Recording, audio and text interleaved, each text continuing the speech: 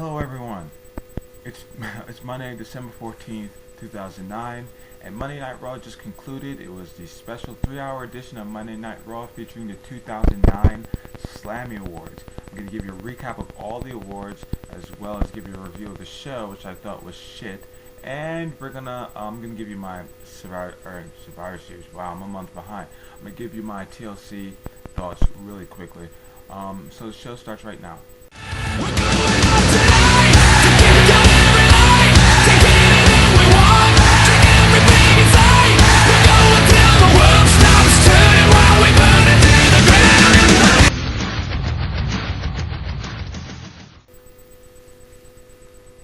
Okay, what's up everyone?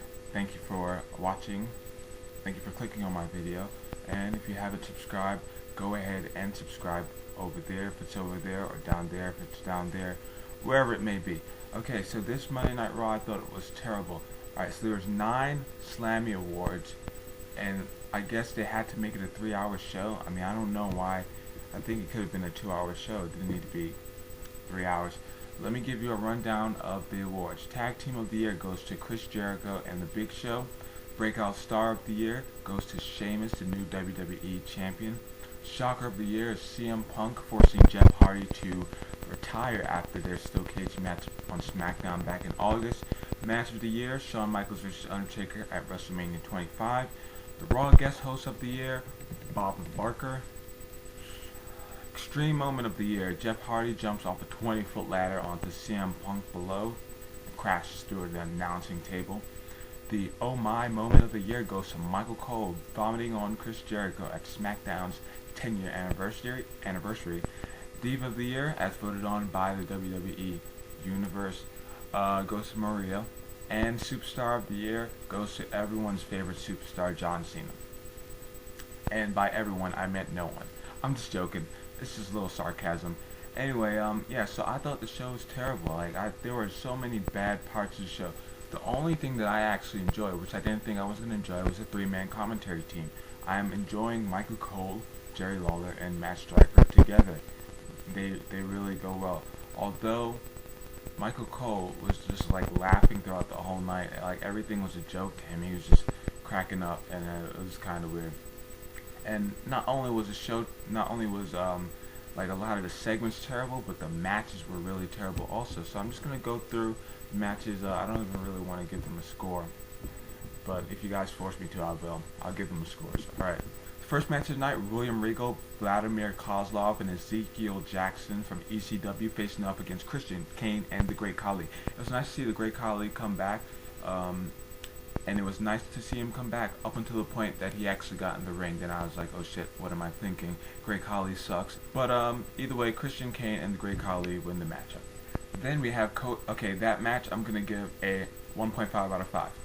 Alright, the next match of the night is Cody Kingston.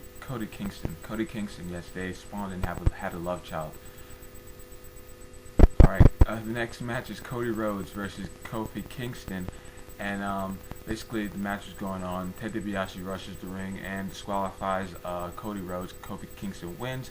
Dennis Miller says he's going to give himself a Slammy Award for making this announcement that it's going to be a tag team match. Evan Bourne came out to help Kofi Kingston, so it's going to be Kofi Kingston and Evan Bourne versus Cody Rhodes, Ted DiBiase. Wow, how many times have they used this same act? Somebody interferes, somebody else interferes, and it becomes like a tag match. It's really old, really stupid. Either way, Evan Bourne and Kofi Kingston lose to Legacy. Bad match. Another 1.5 out of 5. There you go. Let me take this opportunity to address Dennis Miller as host. He didn't do a bad job, but I don't think he brought anything special to the show. So, I mean, some of his things were funny, some of the things he said were funny, but not really. Alright, so the Superstar of the Year was going to be determined. I already told you who won it, but it was going to be determined through a tournament match, and the first match was John Cena versus CM Punk. John Cena wins in a quick match. Poor CM Punk. Why even nominate him for Superstar of the Year if he can't even have a decent match? So John Cena beats CM Punk really quick, and it's just unfair that John Cena has to be made to look like the super, like an awesome star that can beat anybody. When he lost to Sheamus last night, come on. I just hate this. I hate how CM Punk is being treated.